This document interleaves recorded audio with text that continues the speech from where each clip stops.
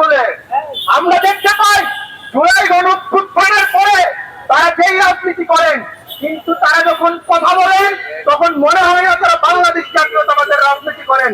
তাদের দেখে, তাদের জবানে, তাদের বক্তব্যে আমরা দেখি সাক্ষাৎ ওবায়দুল কাদের হাজির হন।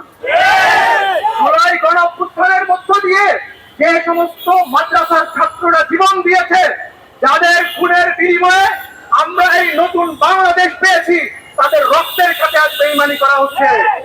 জুলাই গণঅভ্যুত্থানের পরে আমরা এক নতুন বাংলাদেশ পেয়েছিলাম। আমার ভোটের অধিকার, আরেকটি ভাই যে স্কুল কলেজ থেকে পড়ে এসেছে তার ভোটের অধিকার একই, কিন্তু আমরা দেখতে পাচ্ছি আজকে আমি মাদ্রাসায় পড়ি বলে, আমার মাথায় টুপি আছে বলে, আমার বাপ লঙ্গি পরে বলে, আমি মুখে আল্লাহু আকবার করি বলে আমার নাকি ভোটের মূল্য নাই। তারা এই ধরনের বক্তব্যের মধ্য দিয়ে হাসিনা যে লাশের রাজনীতি করেছে সেই রাজনীতি আবার ফিরিয়ে নিয়ে আসতে চাচ্ছে। আজকে সে বলতে চাচ্ছে আমার ভোটের মূল্য নাই, কালকে বলবে আমার জীবনের মূল্য নাই। আমরা এই সামাজিক রাজনীতি ঢাকা বিশ্ববিদ্যালয় থেকে চিরতরে নির্মূল করতে চাই। ইনকিলাব জিন্দাবাদ।